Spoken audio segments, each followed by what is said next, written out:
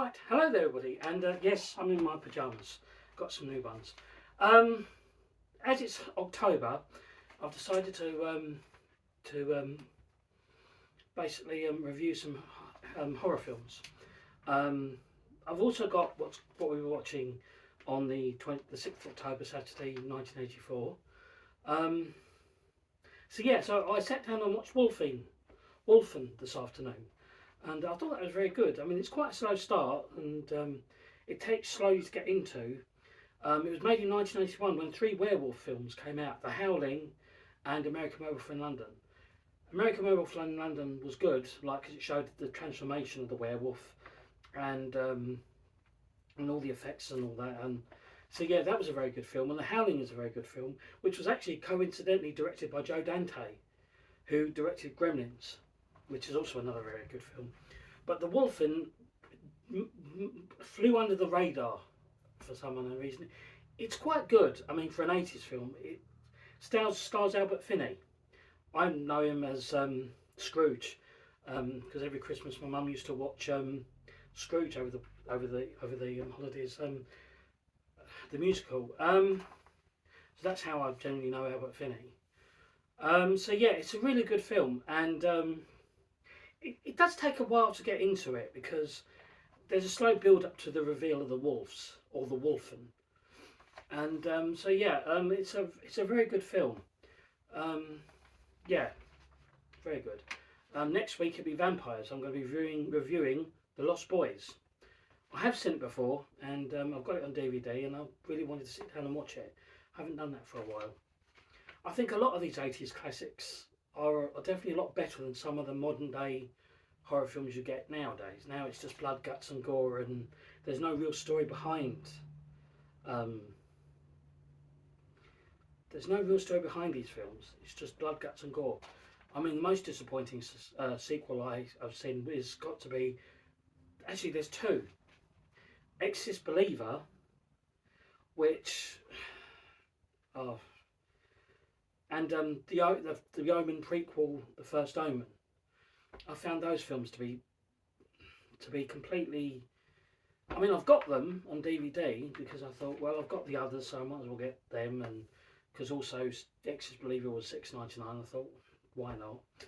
And but I sat down and watched it again, and again, it's just not a very good film, and it has nothing to do with the others. And sticking cameos in it with Ellen Bernstein and Linda Blair, I know I've said this before, it just doesn't really cut it. You know, it's a complete waste of the whole... Yeah. Anyway. So yeah. Here's what we're watching on BBC One on Saturday, the 6th of October, 1984, 40 years ago. Starting with at 8:30, The Perishers. The Littlest Hobo was at 8:35. Saturday Superstore was at 9 o'clock. 12:15 Grandstand. That was followed by the news at 5:05. The Tripods at 5:20. Noel Edmonds' Late Breakfast Show was at 5:45. Then you had Bob's Full House at 6:35. Juliet Bravo at 7:10. The Paul Daniels Magic Show was at 8 o'clock. Dynasty at 20 to 9. Wogan was at 9:25. That was followed by the news and weather at 10:15. Match of the Day special at 10:30.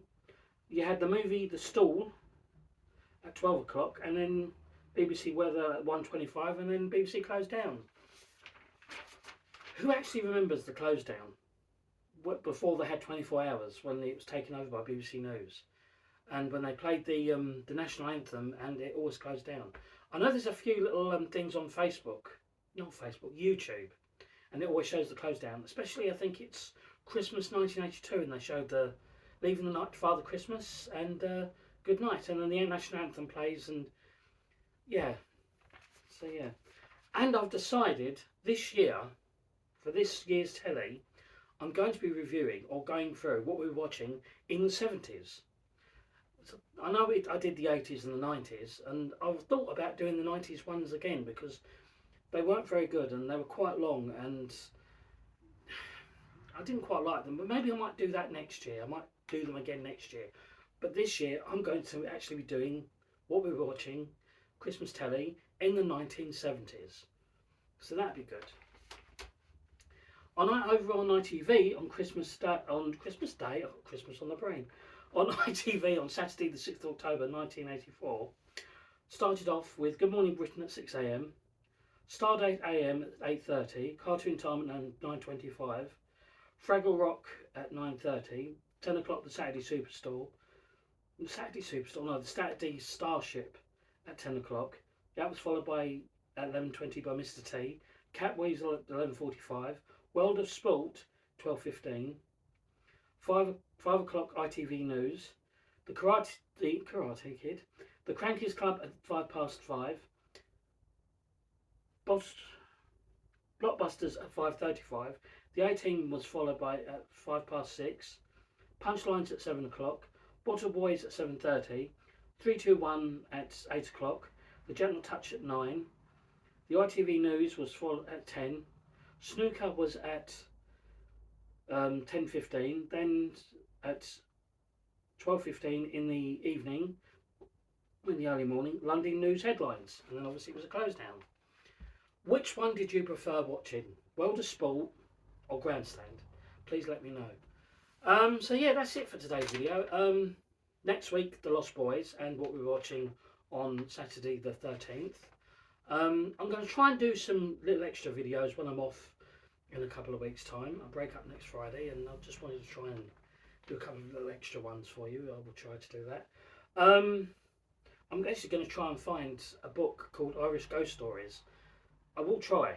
I know I've got it somewhere, but I will try and find it, because obviously being October and Halloween and everything and horror and everything like that.